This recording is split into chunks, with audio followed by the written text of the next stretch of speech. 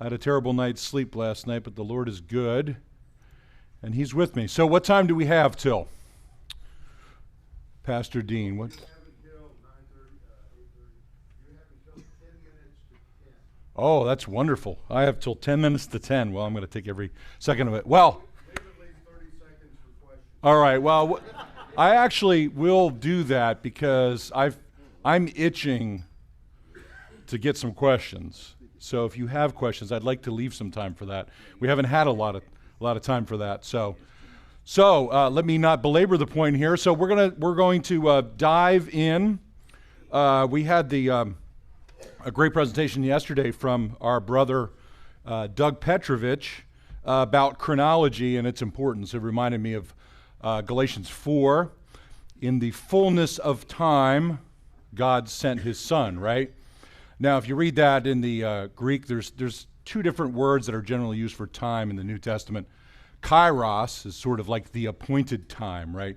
The time is now. The day of the Lord is like the time. And then there's chronos, which is more particular. And the word there used by Paul is chronos, where we get the word chronology from. And we find throughout the scriptures hundreds and hundreds and hundreds of references to time. So chronology is one of those subjects that a lot of people find esoteric. Once you start getting into numbers, especially if you're doing a presentation where people don't see visually, you can sort of cause them to gloss over. Numbers do that to us if you start throwing numbers out. So I'm going to be talking about numbers today, but I'm going to do my very best to keep in mind what numbers do to people and not make your eyes gloss over, but hopefully you'll find this interesting. So the question we're going to be engaging with today is the period prior to Abraham, okay? So what we call pre-Abrahamic chronology. And particularly, I'm going to be focusing on just Genesis 11, the post-flood period. So we're talking about the period from the flood to Abraham. I'm going to be talking about various witnesses that have different numbers in them and the chronology of a text. So let me give you some background.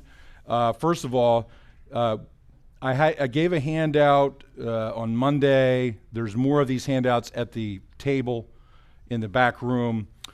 With all of the research from the Genesis 5 and 11 research project that I've been doing for the past 7 or 8 years, and it really goes back before that when I was a student at Westminster as I was contemplating the question of Genesis 5 and 11, the various questions that come up when you're dealing with issues related to these texts and the genealogies, interpretation, and so on. So let me give you the three main thrusts of what the project has been, and then we're going to zero in on the question of the numbers in the post-flood period that are given in the different witnesses, and I'll get you there. So first, when you're thinking about interpreting these texts, anybody who's engaged in any kind of way in evangelical scholarship knows that there's a great deal of controversy about the interpretation of Genesis 1 to 11, okay?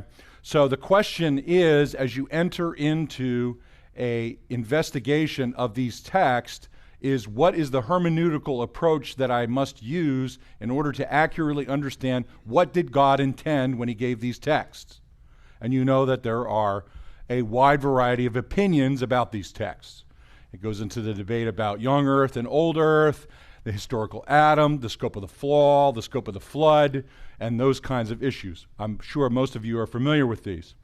So what I sort of did was like the Star Wars trilogy. I began working on the text issues, and then as I began doing that, I worked backwards and did sort of 3 articles later on the hermeneutical and doctrinal foundations of why I interpret these texts as actual lifespans and chronologically, and why this is what I believe is the intent of Moses when he gave these texts. So what I did first was, and these are available on the ABR website, I did a series of 3 articles. I called it Wild West Evangelical Hermeneutics because when you read the literature, it's basically a postmodern Wild West of interpretation. And I began to really think about doctrinally about the doctrine of Scripture, its authority, its sufficiency, and its clarity. And what you find in the literature is basically the de facto assumption that these texts are not clear, and all bets are on as to how you want to interpret the early chapters of Genesis. It really is a postmodern phenomenon that's infiltrated the evangelical academy. So I was asking the methodological question about hermeneutical foundations. When we step into interpreting Scripture, what is it we're interpreting? Is this just an ancient Near Eastern text? Or is this the word of the triune God? And because it is the words of the triune God, it makes it different than any other book that's ever been written. And yet methodologically, when you read the evangelical literature, you often will see the treatment of the text as if it's any other text. And so I found this to be problematic methodologically, but I wanted to think through why do I interpret the text in the way that I do, and why do I think this is the right way? Is it my opinion, or does this have to do with the hermeneutical principle of stepping into Scripture and allowing the whole counsel of God to determine what the meaning of texts are, not only exegetically, but hermeneutically, okay? So in the work of archaeology, we deal with comparative archaeological method. That's the first part of the three-part series that I worked on, dealing with a problem that really started with William F. Albright in saying that let's treat the Bible like any other ancient text. And in some sense, there's a sort of intuitive sense of, okay, yeah, we want to be neutral. We want to be objective when we study the Bible, so let's treat it like any other text. But the problem is, ontologically, it is not like any other text. It is the Word of God. And so when we think about method in terms of comparing archaeological evidence to the Scriptures, we have to think about the hierarchy of authority that obtains as soon as you engage in that comparison. So it doesn't matter who it is, if it's a liberal scholar, an unbeliever, a Christian of whatever shade or denomination, you are engaging with the speech of God himself, right? So it's that part. Then I delved into part two about, and I want to encourage you to read these articles. I hope they're uplifting to you. I try to go deep, talk about Jesus' treatment of Scripture and the authority of Scripture and how Christ treated Scripture. Things like, if you believed Moses, you would believe me because he wrote of me. But if you don't believe his writings, how will you believe my words? So Moses is saying that the author of the Pentateuch, Jesus is saying it's Moses, okay? So you have to make a decision kind of in a very simplistic way, even though we go very deep here, right? In this conference, we've gone deep. But the simple syllogism is, am I going to follow what Christ says about the authorship of the Pentateuch or the critical scholarship of the last 200 years? And what's the right paradigm that I need to follow? Okay? That's actually a simple question and a complex question all at the same time, right? We want to have the mind of pursue our excellence with our thinking, but not lose the heart of a child as we pursue it. We can have both. Not the mind of a child, the heart of a child as we study the Word of God. And then the third part, I deal with the patriarchal lifespans. Are they literal numbers? Are we to understand their ages, like Abraham's 175 years, as an actual age? Is it symbolic? Does it have some kind of meaning? Is it based on a Sumerian numbering system? And all these kind of questions that are in the literature. I go through the exegesis of the text to explain that. Also deal with 1 Kings 6:1 a little bit that Doug mentioned yesterday, if you want to check that out. Jesus' views on Scripture, the attributes of Scripture, sufficiency, clarity, and so on. So that's the foundation, sort of. Well, you got to have a foundation as you're entering into a big project like this one. I did it kind of in reverse. I did these afterwards because I realized this was lacking in my study. So I did that first. And then the question of chronological intent. Do these texts yield a chronology? Now, if you're familiar at all with Genesis 5 and 11, the prevailing consensus in conservative scholarship is that it does not yield a chronology. There's gaps between the names. You've no doubt heard that, and that has really been the consensus since the late 19th century. So, but I wanted to engage in reading the text more carefully because the universal interpretation from 220 BC, the first interpreter was Demetrius of Alexandria, all the way until the ascent of Darwinism, was that these texts yielded a chronology from Adam to Abraham. And it's kind of unusual, really. You can go back and read in the history of the church and Judaism, and everybody disagrees about everything, right? I mean, everything. There's disagreement about theology, about the nature of God, you name it, there's disagreement. But when you read commentary during that 2,000-year period on Genesis 5 and 11, there's only one author who doesn't take the numbers as actual numbers, and that's Philo of Alexandria, and he allegorizes everything in his writing. So it doesn't really count as a counter witness. So it's very interesting. You very rarely find unanimous agreement about something, but that is what I have found in my research. Now, also for the project, there are a number of articles that you can access online. I need to give credit to my friend Jeremy Sexton, who has done the exegesis of the text to show the semantic intent of Moses in writing these texts, okay? So if you're into Hebrew, you can go in and you can dig deeply into the way this has been syntactically structured, the way the numbers are related to each other, and so on. So the gap argument that often you will hear about, and I'm not going to delve into that because you can watch videos online that we've done and read these articles. You can engage with that. Because the claim is that if there's names missing, that there's time missing, and the syntax does not allow for missing time, and therefore there is a chronology through there. Now, I'm not going to defend that here today, because I've tried to do that in other places, and that's open for you to review. We also have this article that Jeremy and I co-authored in Bible and Spade. You can get that online as well. And then I did a presentation with Montana Bible College last year, going through the exegesis of Genesis 5 and 11, the Hebrew, the syntax, how they relate to each other, and so on, and why a chronology is yielded. And then if you want to read on a more popular level, sorry to bombard you here, but I want to avail you of the resources. We did a 3-part episode of Digging for Truth. Hopefully it's a more layman type of level explanation of these texts.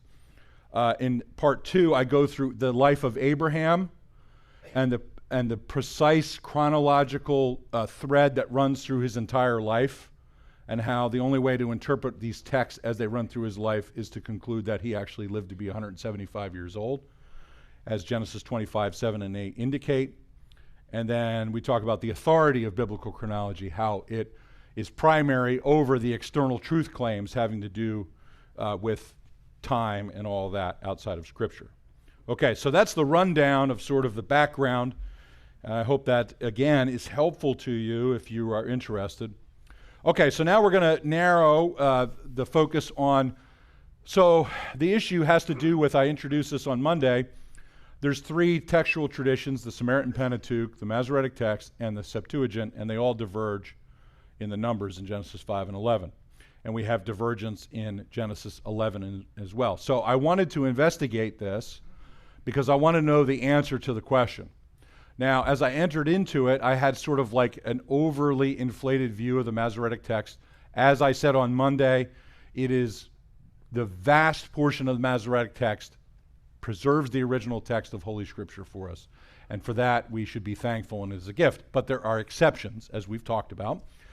And on the other hand, the Septuagint had been slandered so badly in the literature that I had read that I had never even considered looking at the Septuagint.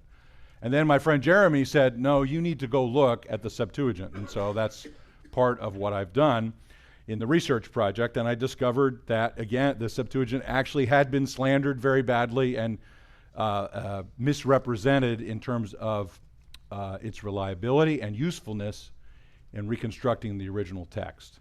And so what we want to do is present a historically grounded, viable theory that can adequately explain the large-scale, deliberate alterations of the sacred text. And that's exactly what this is. This is not an accident. These texts have been deliberately changed in antiquity by scribes. And actually, they testify to the fact that the scribes in antiquity interpreted these texts chronologically, because the changes are chronological changes. So these are more witnesses. Whoever the scribes were that changed the text are telling us we should interpret them chronologically. So they add to the matrix of argument that that's how they should be interpreted. So any theory, and there's lots of theories out there in the literature about Genesis 5 and 11, has to account for the vast volume of data. And today we're going to focus on the numbers that are preserved in the post-flood period. All right, so I gave you the numbers, just the overview of the three chronologies for the three traditions. The Masoretic you see on top. The Samaritan Pentateuch is in the middle. Just a couple of observations. You see that the Samaritan Pentateuch's pre-flood period is shorter than the Masoretic Text, but the post-flood period is longer.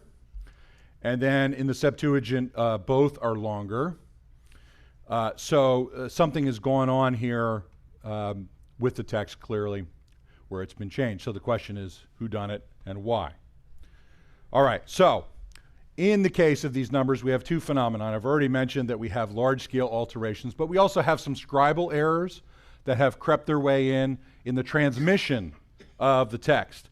Most of those errors are in the Septuagint manuscripts because there's lots of them, and they weren't controlled by a centralized authority like the Masoretic Text was and the Samaritan Pentateuch. It's kind of when the Jews translated the Pentateuch in Alexandria and it went out into the diaspora, the downside of that is it had less control, but the positive end of that is no central authority could control what's in the text and alter it. So you had kind of like a enigma in that. You ended up with more errors, but you have a text that not one central authority had control over. And so that's a good thing because you can use those texts as you gather them together to reconstruct the original. So you have some accidental scribal errors that have crept into largely the Septuagint. There's a couple in the Masoretic Text, and there's one in the Samaritan Pentateuch that's a scribal error. All right, so let me give you, I promise I'm going to do everything I can not to make the eyes gloss with numbers. All right, so if you look up on the screen, you'll see in the yellow the begetting age for Adam. So this is the age that Seth is born, okay? In the Septuagint, the number is 230.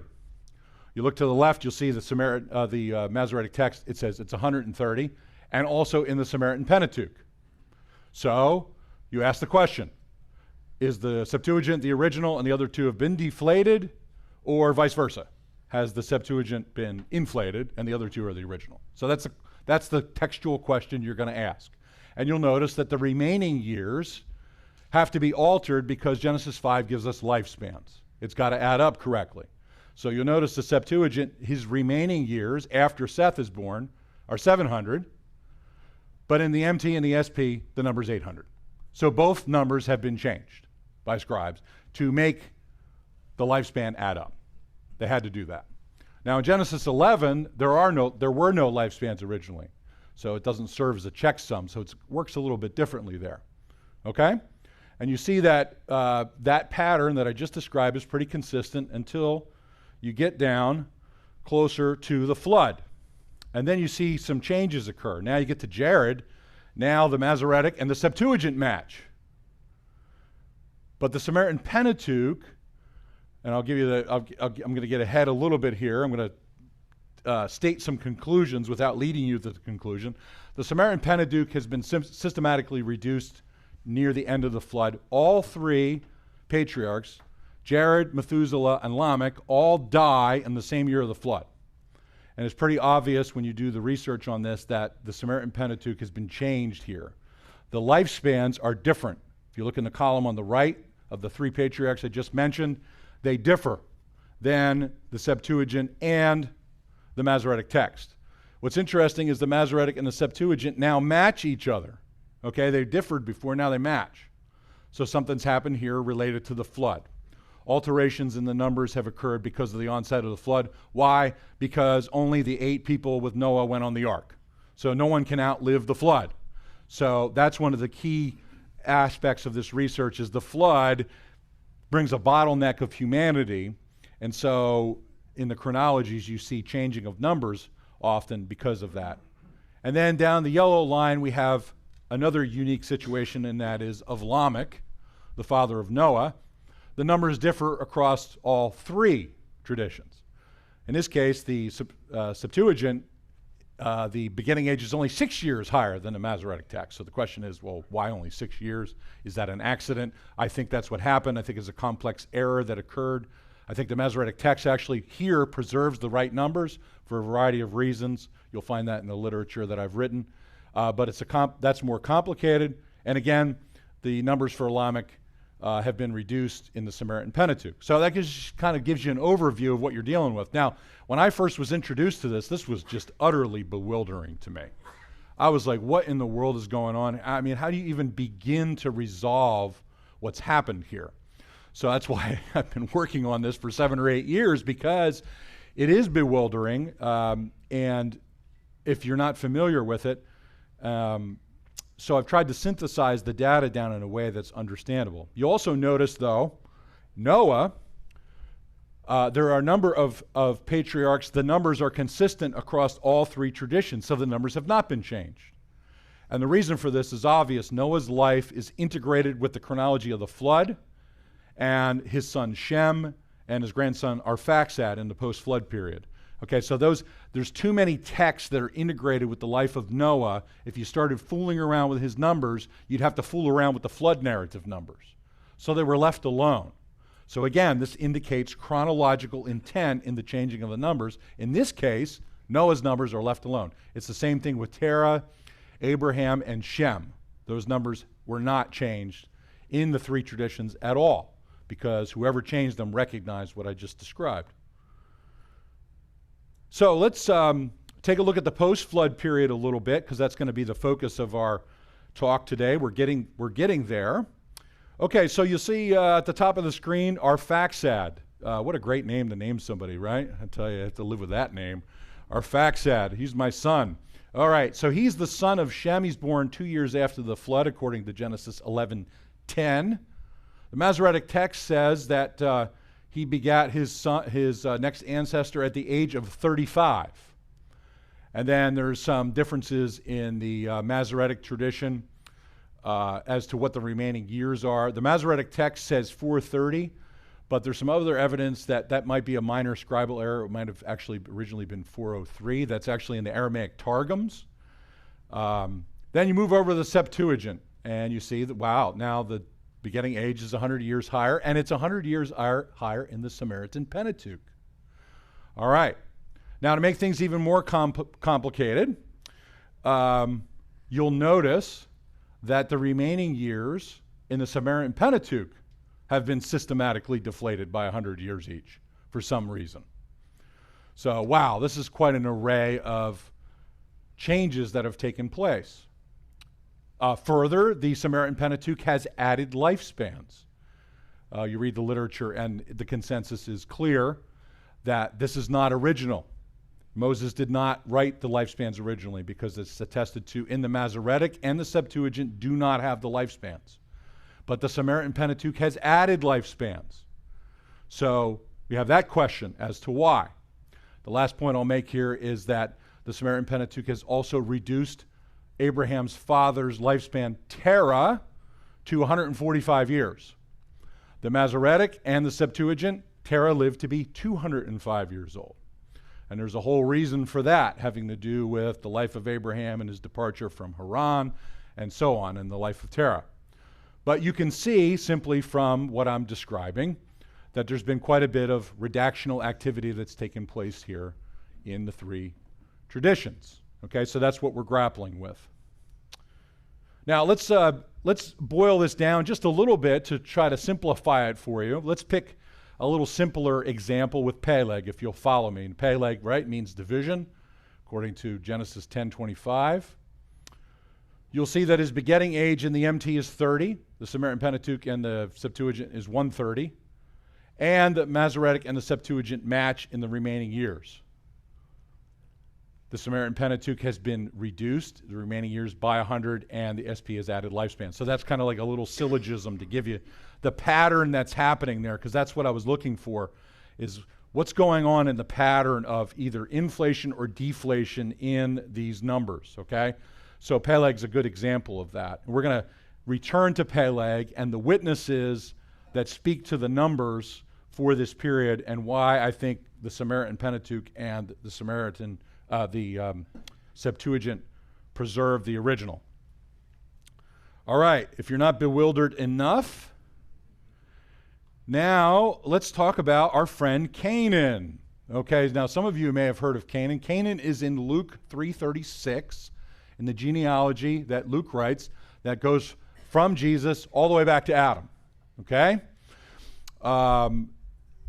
But he is in the Septuagint, but he is completely missing from the Masoretic Text and the Samaritan Pentateuch.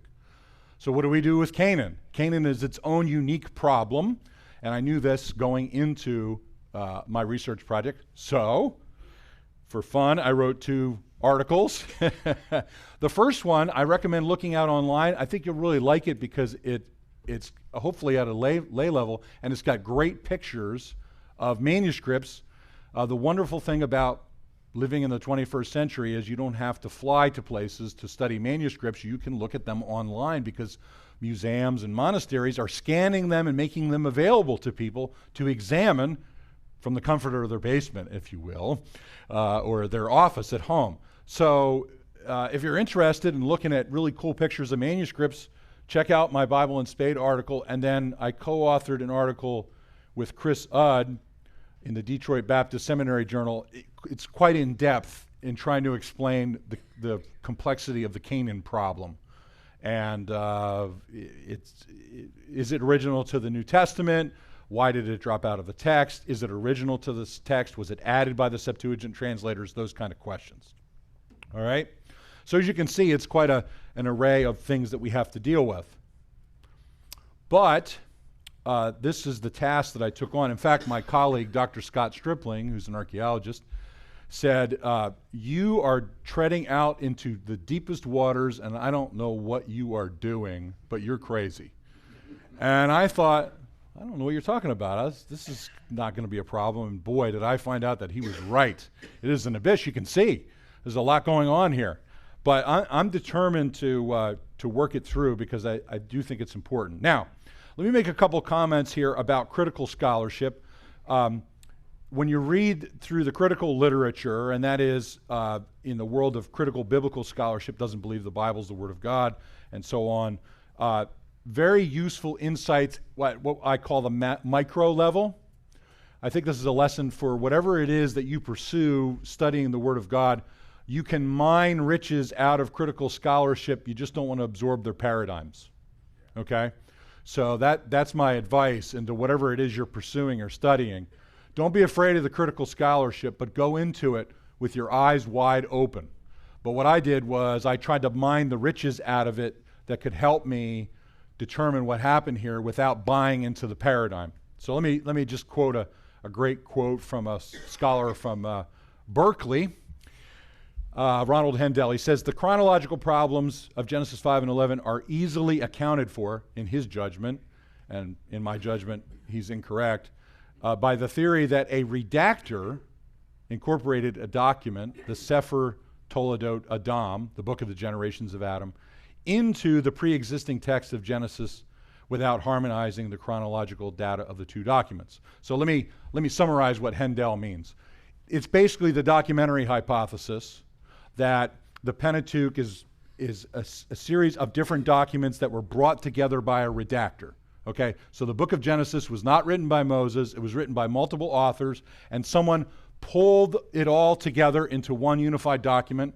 And when they did so, it created all these chronological errors because the individual redactors weren't trying to create a chronology from Adam to the flood and the flood to Abraham. You got that? So he's presupposing the presuppositions of a documentary hypothesis in his analysis of Genesis 5 and 11. So now, obviously, I don't hold to that view, and we need to have a different approach. That the original numbers, whatever they were historically accurate, internally consistent, and mathematically correct based on a robust doctrine of Scripture. The original text has been preserved by our Lord throughout history, even though it's spread amongst various traditions and external witnesses, such as Josephus. And we talked about on Monday, Scripture makes no promises of exactly how God would preserve his word. Okay, so In other words, we can have confidence based on not only the doctrine of preservation, but the actual evidence that we have. We've got tons of evidence of the preservation of the numbers. It's just a matter of investigating which ones are the original, okay? So the problem isn't data. The problem is assimilating the data and interpreting the data, because we've got tons of it. Now let me give you a couple of principles, methodological questions that came out of this, okay? So first, these changes cannot be the work of a renegade scribe, okay? Now what do I mean by a renegade scribe? I mean someone who's just sort of independently decided that they're going to systematically revise the text. Now the reason why it can't be is because these changes have been inculcated into the individual religious communities. So the Samaritan Pentateuch, it couldn't have just been some off scribe changing the numbers, because the people in charge of the manuscripts had to approve of the changes. It's the same thing with the Masoretic Text. So you can't, a theory that just posits a random scribe who made changes isn't enough. It's got to involve authority figures who can inculcate these new chronologies into their religious community and have the community accept them as authoritative. Because these, particularly the Samaritan Pentateuch and the Masoretic Text, for centuries they've been the same, since Eusebius recorded them in the early 4th century AD. We know that from his chronology. So it can't be renegade scribes. They have to have an adequate motive to change the text. There has to be a reason. As a general principle, scribes and religious authorities knew they were handling sacred texts. So the level of motivation to change the text has to rise to an adequate level for systematic revisions of this kind. They have to have the means to disseminate these changes into the religious community. That is one of the reasons why I've landed on, I think the Septuagint preserves the numbers, because no one was in charge of the Septuagint. It was out into the diaspora and then in the church, and there was no single authority that had control over the Septuagint text. And then I look for historical circumstances. Are there opportunities in the historical context to make these changes? Because these are radical changes. If we could say these changes are egregious, they are a violation of Deuteronomy 4:2, right? And the last verse of Revelation. Deliberate, systematic changing of the meaning of the Word of God. Not the kind of changes we talked about in terms of trying to clarify the text or use it as a teaching material, but actually changing what it means. All right? So let me address for you something you might have heard of if you're familiar with the subject at all. You will often read, and I have found dozens of sources that make this claim, and I thought this was the answer as far as the Septuagint goes, what I call inflation hypotheses. So it's the idea that the original is the Masoretic and the Septuagint translators inflated the numbers, okay?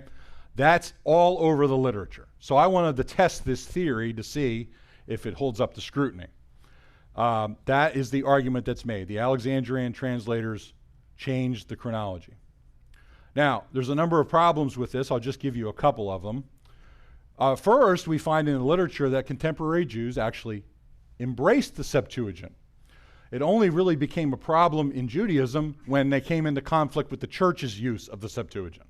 Before that, it was not an issue at all. And ancient interpreters, such as Josephus, used the Septuagint. So there wasn't a problem with using the Greek translation. But let's suppose for a moment that the Septuagint translators changed the text and inflated the chronology to make it longer. That means all out in the diaspora, all the Hebrew texts that were out there would have had the shorter chronology. And yet somehow, the longer chronology was embraced by external witnesses in Judaism for several centuries. That just doesn't make sense. Okay, it doesn't work. The fact that they embraced it, there would have been texts that would have said it was wrong. What it points to me is there were Hebrew texts out there with the longer chronology, and there's actually some evidence for that from antiquity. Okay? So the second is there's no ancient testimonies to support this claim. So the farthest back I've been able to trace it is 1840. That's the first record that I've been able to find of someone claiming that the Septuagint translators inflated the chronology. Okay, that's not far enough back. It needs to go back further. You need to have support from ancient witnesses that say this is what happened to the text. Okay, and there's none of that. The other is, the claim is, okay, the Jews living in Alexandria were aware of Egyptian chronology, and so they inflated the Septuagint chronology to match the Egyptians, because there was a debate in antiquity about whose oldest is best. You actually see this in Josephus against Appian, right? Who has the greater claim to antiquity?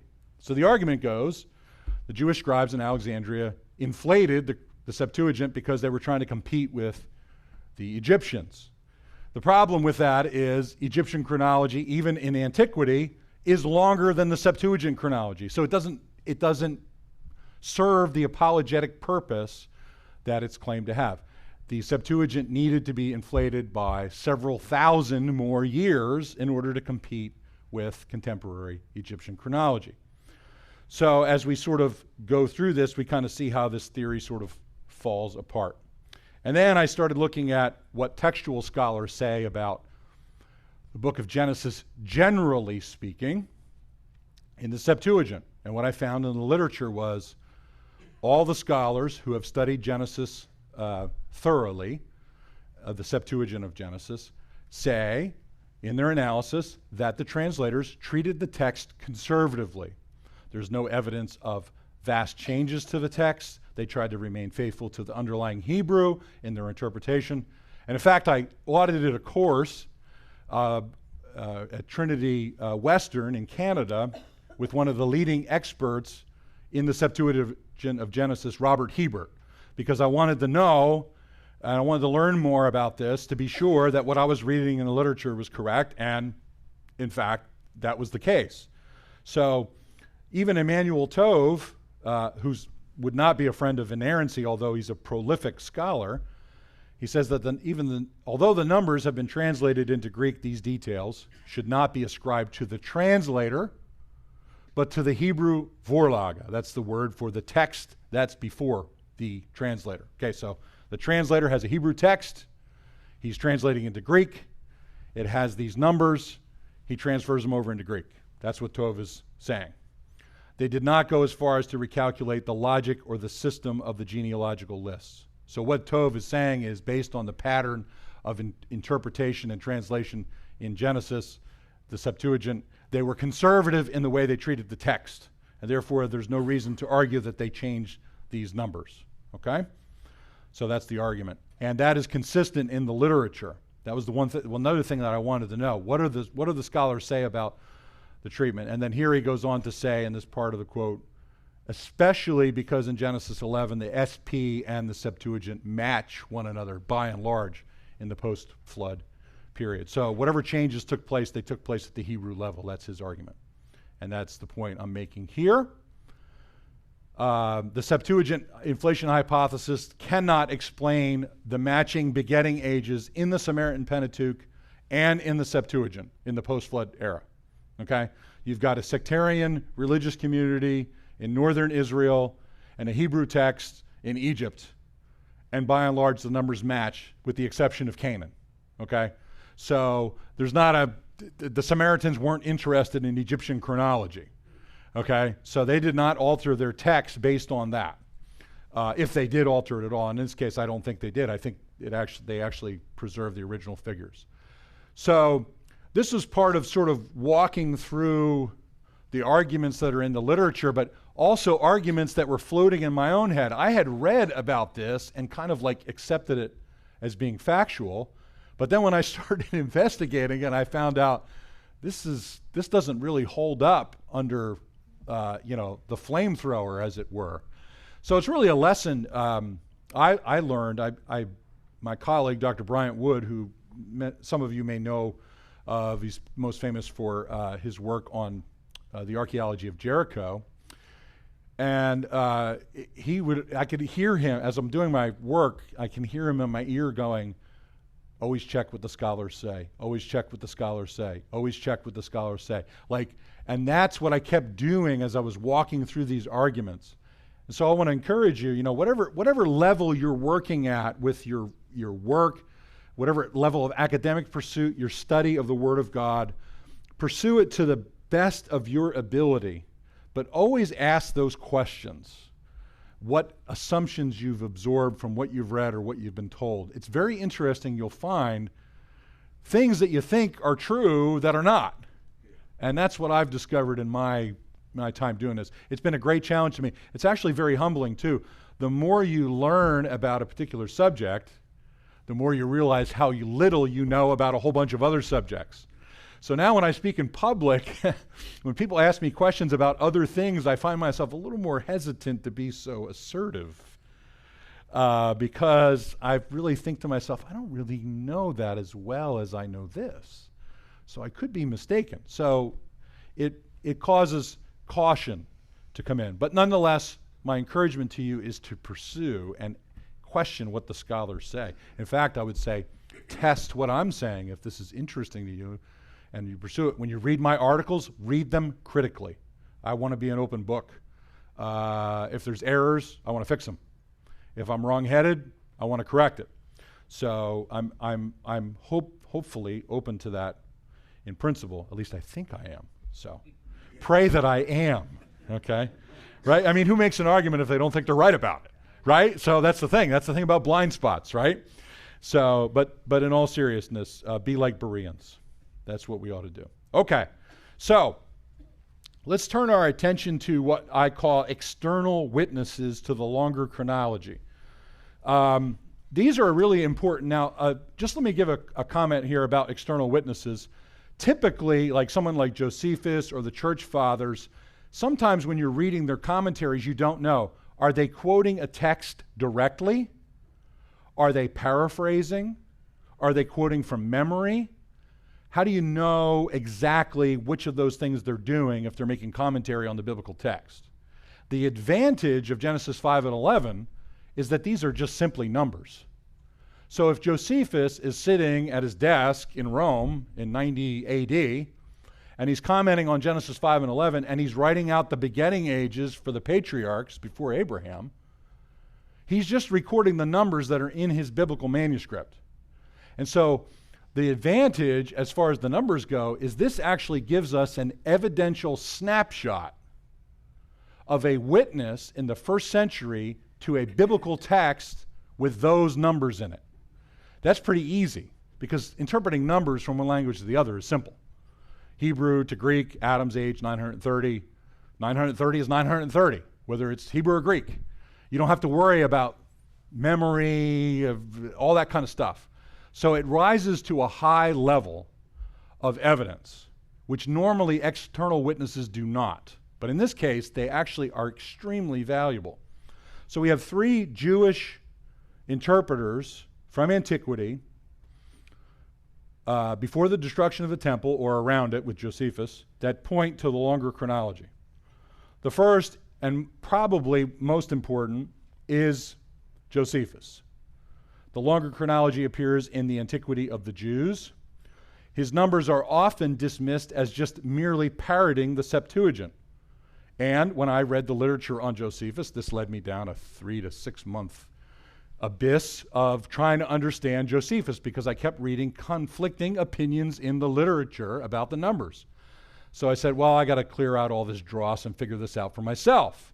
So I actually was telling someone I was driving with in the car on the way here that I got Logos and got the Josephus critical apparatus in it, so that I could see what the manuscripts of Josephus were recording as far as the numbers of Genesis 5 and 11. I really wanted to get to the truth of the matter, okay? So this is what I discovered with Josephus. First of all, his overarching statements of chronology from Adam to Artaxerxes are only compatible with the longer chronology. He says here, these antiquities, and that's only including the Kanan, contain the history of 5,000 years. that are taken out of our sacred books. What does he say? Are translated by me into the Greek tongue. This is interesting because a lot of people will say his numbers match the Septuagint and therefore he got them from the Septuagint. But Josephus is saying, no, I had a Hebrew text that I was using. So that's his testimony. And I'm going to talk about scholars who actually affirm that testimony. The things narrated in the scriptures are ever innumerable, seeing they embrace the history of 5,000 years. Okay.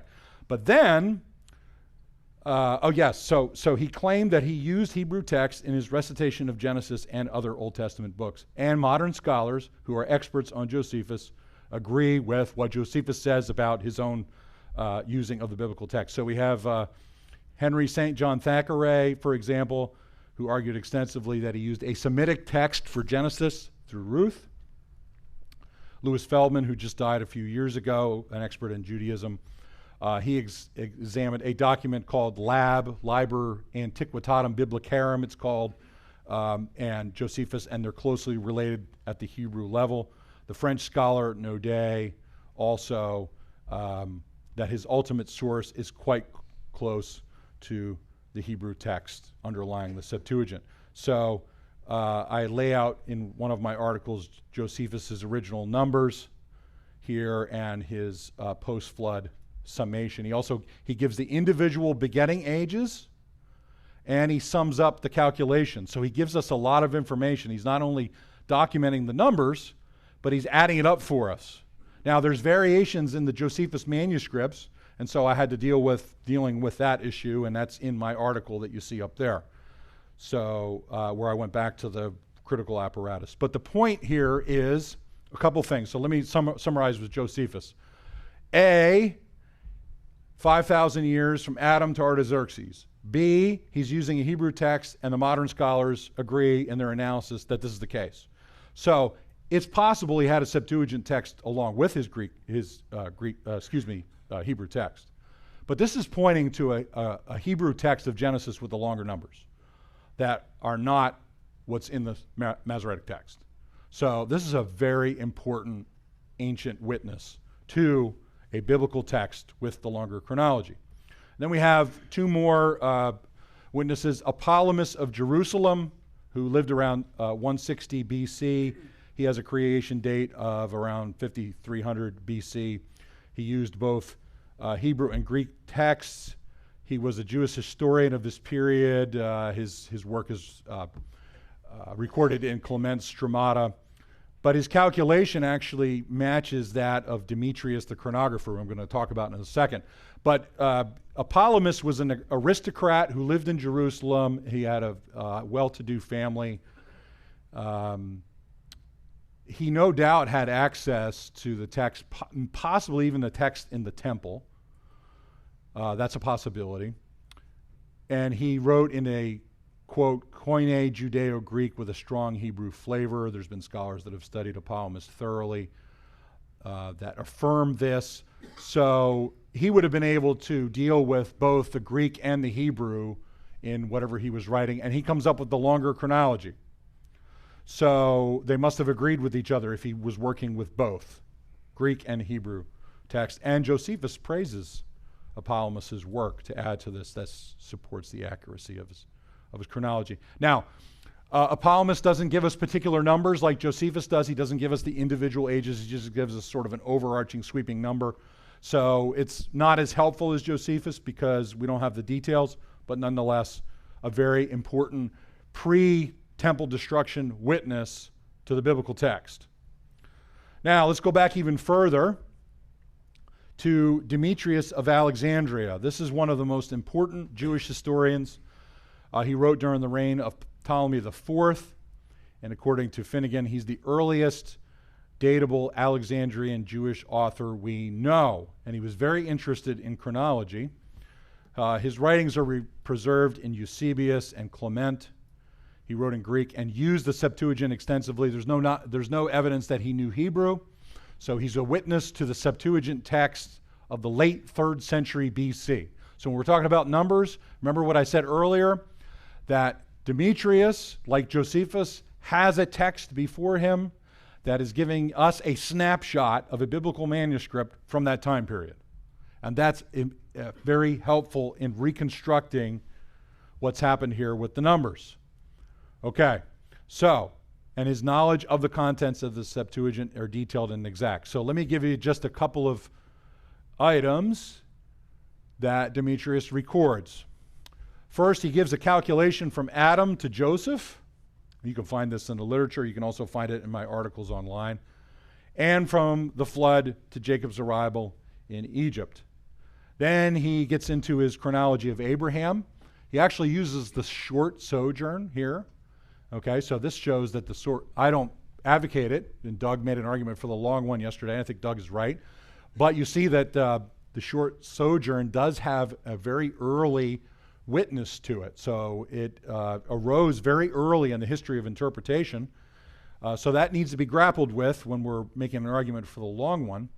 But you can see here are here's the numbers. Let me boil it down for you, because we don't want any eye glossing with all these numbers. The bottom line is, when you work through the calculations of Demetrius, he has an exact calculation from the flood to Abraham, and that equals 1,072 years. Okay? Now, he does not record the individual numbers, but when you break down his chronology, he has a manuscript in front of him that yields this number from the flood to Abraham. And lo and behold, what do we find? That is exactly the same exact number that's in the Septuagint manuscripts that we have today. So Demetrius, in 220 BC, has a Septuagint manuscript that has the same chronology that we have now. This is the oldest witness to Genesis 5 and 11 that we know of, aside from the biblical text itself. On top of that, we have sort of the dual witness. We had the problem of Kanan, which I mentioned is a unique problem. The Samaritan Pentateuch does not have Kanan. But if you add his 130-year begetting age, the Samaritan Pentateuch gives us the same calculation for the post-flood period, 1,072 years. So we have multiple witnesses attesting to this longer chronology. Demetrius is an extremely important witness, and a witness to the Septuagint itself, already being used in Judaism in the late 3rd century, only 60 years after the original translation. So extremely, extremely important witness. And this exact same calculation you'll find in Augustine's City of God, chapter 16, verse 10, where Augustine is discussing the issue of the Septuagint and the Hebrew text and the differences between them. Okay, so this is his calculation as well. Shows also that Augustine had a text that had Canan's name in it, because you need Kanan to get to 1,072. Really valuable, valuable witness to the text. Okay, so one of the things that really jumped out at me as I was trying to examine this issue was the fact that the post-flood begetting ages, or the chronology, in the Masoretic text is nowhere before the 2nd century AD. There's no external witnesses. There's no evidence of it in anything that I've been able to find. It seems to show up in the 2nd century AD. So there's almost like a line of demarcation. I would say the destruction of the temple probably is that line of demarcation, where these numbers do not exist anywhere that we've found in external witnesses or in manuscripts before this time period. Okay? So we have none of that. That's important in terms of a forensic investigation. When you see something like that jump out, that caught my eye in a very strong way. I was like, there's something about that phenomenon with the evidence that I need to investigate. Okay? So let's now circle around back to our friend Peleg. All right, so I'm gonna walk you through a reconstruction of the post-flood chronology here. Obviously, you've already seen that I'm convinced that the Septuagint preserves the numbers. The Samaritan Pentateuch is a witness to that, but just let me show you how to sort of put this together. Now, one of the things that I observed and I thought would be a more neutral way, I use that word tentatively because there's no such thing as neutrality, of reconstructing the numbers for the post-flood period is because you have competing ideas, inflation or deflation, right? If you say the Masoretic is the original, what's the argument? The other ones were inflated, and vice versa. But what I noticed was the conflicting witnesses, the Masoretic and the Septuagint, that the remaining years were the same.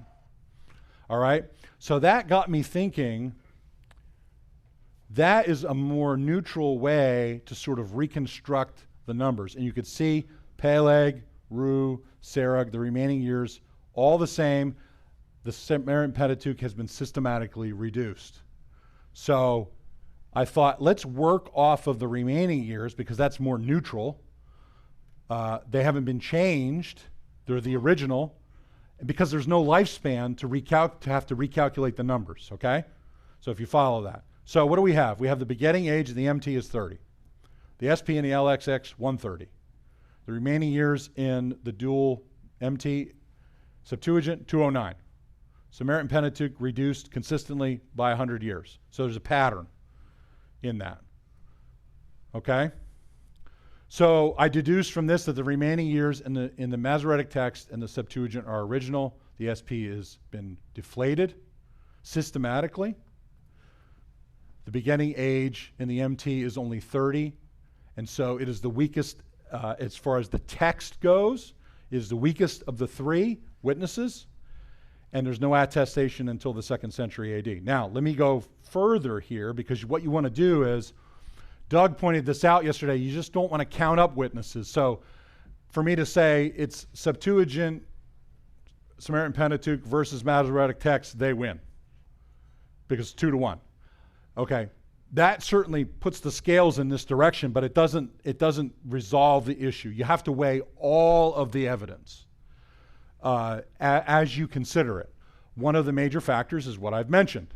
There's no attestation to this number 30 for Peleg before the 2nd century AD.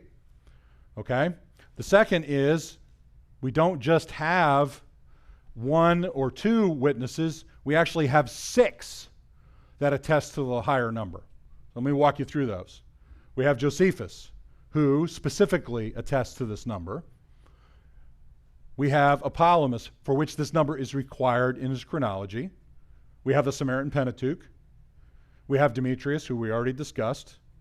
And the Septuagint serves us in a unique kind of way because not only is the number in the Septuagint, but it's in the Hebrew text that the Septuagint translators were using. And that text most likely was not a brand new text. It was probably a text that was at least from the 4th century, right? Okay? Maybe they were using brand new text when they did the translation. We don't know for sure. But the point of that is the Septuagint points to a Hebrew text with the number in it. So now as we start to weigh the evidence, what's the totality of the evidence? Now it's not just Samaritan Pentateuch and Septuagint, it's all these other witnesses. And so I looked at this in a sort of forensic kind of way. If you were sitting in a courtroom and you had to make a decision about which number was the original, where does the evidence lead? And it seemed to me that the scales tipped very heavily in favor of this direction. Okay? So following the preponderance of evidence, the original age is 130, and the remaining years are 209. And we could see that the SP's lifespan is incorrect because it's reduced, for some reason, the remaining years by 100 each, and so forth. Okay? So, now you can do that with each of the individual patriarchs. You can do it with the entire post-flood chronology. You can kind of approach it in a different kind of way and look at each data point, all right? And some of them you have to work through a little bit differently because the remaining years there's variations in the manuscripts because of scribal error. Eber's remaining years in the Masoretic text has been garbled, so that needs to be reconstructed. But fundamentally, this is the kind of approach that I've tried to use to try to say, okay, what is the best evidence for the reconstruction of this time period? And I believe it's what I've been saying, of course, based on what the evidence is. So this would give you sort of the original text, The original lifespans calculated are on the right in the parentheses. They were not in the original text by Moses, and so on. And you can find these charts in my online work. Okay, now let's talk a little bit about something that Doug mentioned, and that is internal evidence. One of the things that I wanted to test out was, okay, if the Masoretic timeline has been reduced, what are some of the implications of that? Does that work internally with the narrative of Scripture? All right, so I began to think through, like, okay, you got this really short timeline from the flood to Abraham. Does this work? Well, first you have to think about population growth in the post-flood period from the flood to Babel, followed by the dispersal of language groups and the subsequent development of population cities and cultures, which are described in Genesis 10 onward. So if you have this short 350-year period, already in the Abrahamic narratives alone, there's 26 cities in Canaan that are mentioned. Okay, is this an adequate enough time from the post-flood period after Noah and his family got off the ark to spread civilization out in such a manner that in Canaan alone there's 26 cities? You have to ask this evidential internal question of the text. Does that work with the MT, and does it work better with the longer chronology? But moreover, which I had never considered before until recently, I thank Whitcomb Morris for this in the postscript of the Genesis flood, the civilizations and cities of Shinar, Erech, Akkad, Assyria, Nineveh, Rehoboth, Kala, Rezin, Lasha, Haran, Canaan, and on, the cities of the plain, the sea peoples at Crete, and Egypt, were all well-established political identities in Scripture. I'm not talking about outside of Scripture. I'm talking about these are explicit civilizations mentioned in the biblical text. You have to have enough time for these all to develop by the time of Abraham's life, okay? And you have to sort of weigh that internally in the evidence. Okay, now, last, as we come down to the end here so we can have some time for questions, I found what I believe is actually an error in that the Masoretic Text's chronology yields when you compare it to the life of Abraham. It says that Abraham lived to be 175 years old, an old man of full of years. So that would be an analogy, someone living today to be 90, right? An old man of full of years. You would not call someone who was 40, who died at the age of 40 today, an old man and full of years. Make sense? All right. But the problem here is, in the Masoretic text, is that Eber is still alive at the age of 464, which is 2.5 times the age of Abraham. That Shem has only died 25 years before Abraham's death at the age of 600. That Noah died at 950, only 2 years before Abraham was born. And that the post-flood patriarchs who had other sons and daughters, we can presume by good and necessary consequence, that they had children that lived to ages that were similar to the post-flood patriarchs, such as Arphaxad and Shelah and Eber living to these ages. So there would have been a community of people around Abraham in the Masoretic text living to ages twice as old as him. And yet he's called an old man and full of years. I believe that this is actually a contradiction that's created by the reduction of the Masoretic chronology internally in Scripture. It doesn't seem to cohere very well with the claim that Abraham was an old man. In that context, he would have been a young man, perhaps 45 if you're comparing it to like a 90 here. So I didn't want to just, let me back up. The argument about the civilizations is a little bit of an intuitive argument, okay? But this is actually an error. Abraham is not an old man in this context. I don't think you can get there in the context he's living in the Masoretic chronology. However, in the Septuagint and the Samaritan Pentateuch, Noah's been deceased for nearly a millennium, and Shem for about 8 centuries, and Eber for about 4 centuries when Abraham died. That makes much more sense of the narrative that's taking place there. And you can talk about some of these patriarchs almost being alive at the time of the birth of the promised son, Isaac, and just sort of like anomalies that occur in there that just kind of don't make sense. Again, those are intuitive arguments, I confess. But in terms of Abraham, I think this is actually an error that the MT produces, and it kind of shows that this is not the original text. And so I think it betrays systematic deflation in the MT. So that's the internal argument, and that's based on a high view of Scripture, right? The doctrine of Scripture is not going to have internal incoherence. It is going to make theological and logical sense internally. All right, well, if that wasn't a barrage of stuff from Doug yesterday, it was a barrage of stuff from me. I hope that I didn't gloss you over too much with numbers, but let me just say a comment, and then we can have some question and answer, which I would love to do. One of the reasons why I think this is important is because if the interpretation of these texts is supposed to be chronological, we're talking about time, and we're talking about then comparing the timeline to the external evidence in the world of archaeology. Okay, if we don't have the timeline of the Bible right, then how do we know how to correlate the two together? You have to get the timeline correct before you can start drawing correlations, or you start to propose changes that need to be made to archaeological dates. So if you don't have the timeline right, then you can't do the archaeological comparison. And if you don't have the timeline right and you try to argue for that timeline, and it's not the right timeline, then that's not helping the church. So we want to get it right. That's the whole idea behind all of this. So again, all the updates can be found on our website. And I would love to answer questions. I know I deluged you with a lot of stuff. I thank you so much for your attention and very grateful to do it. Thank you. All right, that hands down.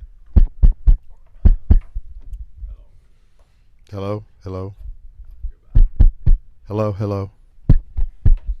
Hello, hello. That works. Okay. Thanks, Henry. You're welcome. That was great.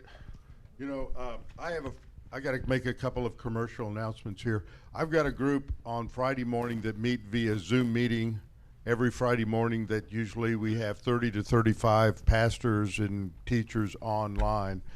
And last year we began looking at a book at a recommendation of Bob Bolander, got into a lot of this, and it led us through the last year. We have gone through a number of Henry's YouTube videos. Those are on the website for this conference under study materials.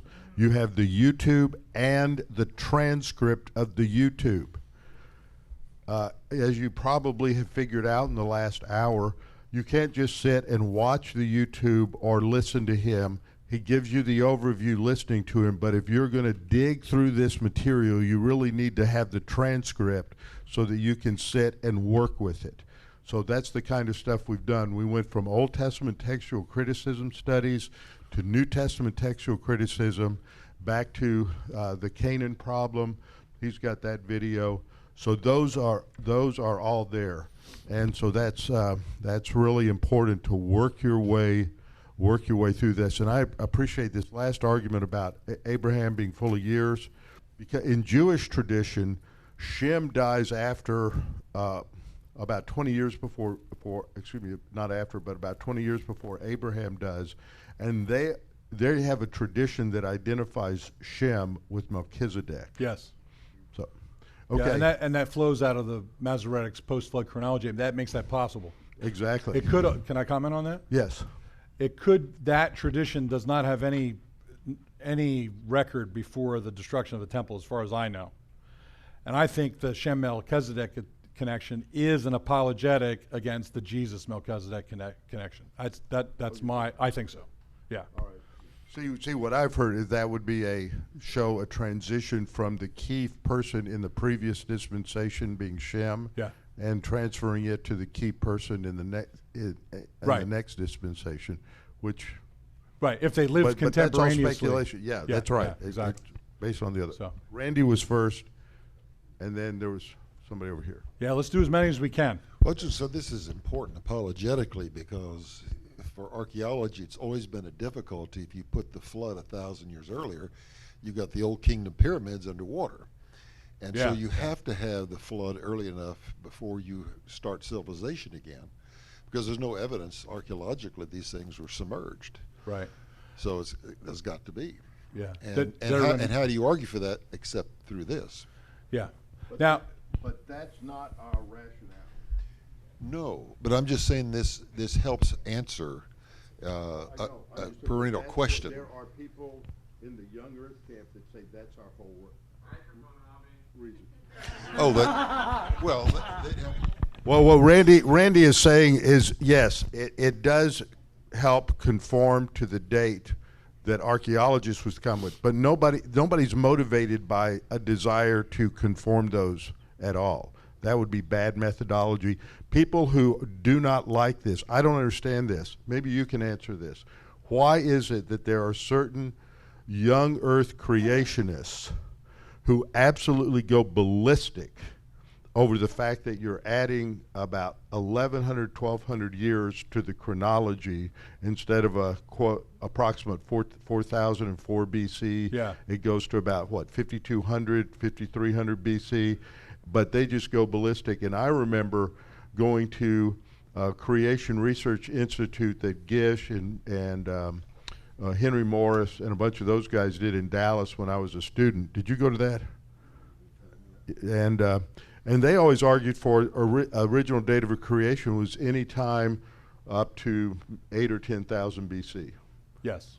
So they had that openness, but it seems like there's some creationists today that just, oh, it's got to be about 4,004. Yeah, I'm not 100% sure what the underlying issue is there. It could be theological as far as the preservation of Scripture goes. You know what I mean? Like we tried to present here what Scripture demands and the flexibility that we have in terms of how God has preserved the Word. But there could be in that impetus of sort of underlying theological assumption, I think it may be that, well, the original text has to be in the Masoretic.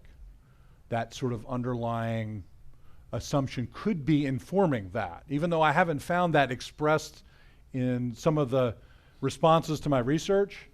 I've wondered, and I don't want to accuse because I don't know, because they haven't put it in writing, but I've asked myself that question. I wonder what they're assuming theologically about the doctrine of preservation that may be driving the objection. So that's part of the reason why I wanted to deal with the doctrine of preservation theologically, because then we have a foundation to then make whatever argument can fit within the proper doctrine of preservation. So I hope that helps answer that question. But I don't want to impugn motive because it hasn't been put in print and I don't know for sure what the underlying feelings or motivations are. Yes, sir. Do you have any sense on motivation or purpose, what they were trying to achieve by deflating those numbers? Yes, it's controversial. I've written it in my articles. I'm going to share it with you. It has to do with Messianic chronology, the conflict that took place between the rabbis and the church, the phenomenon in Second Temple Judaism of predicting the time and the coming of the Messiah. And the reduction of Genesis 5 and 11 would make a shorter period from Adam, from creation, therefore disqualifying Christ as a candidate for the Messiah in this construct. You see it in the intertestamental literature. You see the early church actually inculcating this idea. People like Jerome and Eusebius were against it. Eusebius called it a Judaizing heresy, trying to calculate the time of the return and so on. So that's controversial because it's accusing the rabbis of changing the text, and that's a very serious accusation. I admit that, and that's been the hardest thing for people to accept when I've made that argument. I read that argument and rejected it for 2 years until the evidence kept taking me back to motive, opportunity, means, all the underlying reasons why someone would have to change the text. Control over the manuscript tradition, you have to have that. They had that in the post-temple period. So also the danger of being accused of anti-Semitism. I'm just going to be straight up about that. That is not my motivation. I'm just saying that publicly so everyone understands that. I know I'm not saying anybody here is saying that. This is not about ethnicity. It's about religious conflict about the text. Would they have been motivated? Well, they were motivated enough to crucify their own Messiah. Now, you've So- read Daniel Gruber's Rabbi Akiva's Messiah? Yes. Yes, I've referred to it in some of my, I have a new article that I put into the ICC for the summer, and I refer to that a lot because I lay this case out even more extensively because of all the pushback I've gotten. So I Okay. kind of unloaded the cannons. I'm hoping it gets published. Yeah, that's Daniel Gruber, Yeah. Rabbi Akiva's Messiah. Yes. So, I mean, we have a great heritage, our Jewish ancestors. There's a lot to say about that. But the reality is we have to see the spiritual reality that's there. So I don't make that conclusion lightly. Please believe me that that is not as something that I've said lightly, and it took me a while to get there. I wanted to come up with a different answer, and I couldn't. So, yes, sir. I notice in the NASV and the KJV, which are the only two I have on my tablet, that they use the 30-year date for Peleg. Are there translations, common popular English translations, that go to the longer date for him? No translation. This is a secret dream of mine. I'm going to confess to you publicly that if I could convince a major Bible translation to change the numbers, I would be. I would fall on my knees and cry. I don't think that's going to happen. My real goal is to get to the truth, right? That's what we want. We want the truth. We want the original text. It would be wonderful if someone saw the value of the arguments I was making and was willing to change their Bible translation, but that has not happened. So, Well, there actually is, if you have the Logos Bible software and you load up the Lexham English Septuagint. Then okay, you there you can go. put the Lexham English Septuagint in parallel with the New American Standard, and you can have them in parallel columns to see the age differences on Yeah. that. Yeah. So, also, I think that the Seder Olam Rabbah, I think that is conclusive. I think it demonstrates, you can't even argue that they shrunk the chronology in the Persian era, Yes.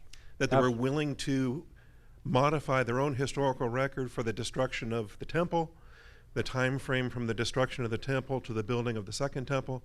And if they're already engaged in the process of shrinking the chronology, and that's undeniable, is it really a far stretch to then identify them as the culprits of this other shrinking?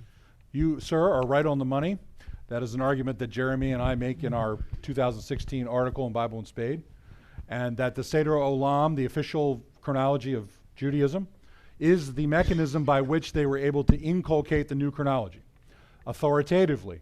And we read in texts like about Rabbi Akiva and that book that you read about, that the rabbis, we know from Justin Martyr, went out into the diaspora.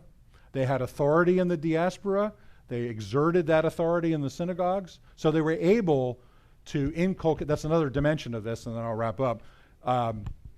You had to have the ability to inculcate the new chronology into your religious community.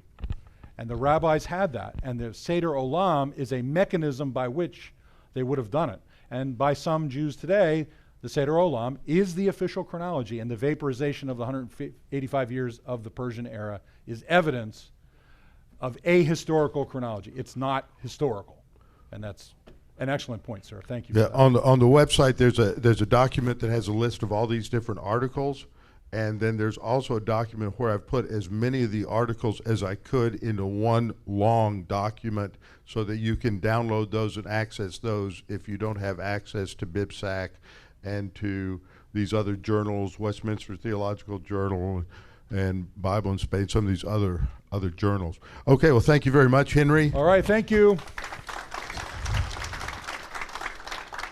All right, you can go back and get some caffeine and sugar and try to straighten out all the cobwebs in your mind. And then we'll come back at 10 after, probably 10:15, and then we'll start up again for Dr. Petrovich, I believe. Thank you, sir. Hope I didn't go too long. All right. No.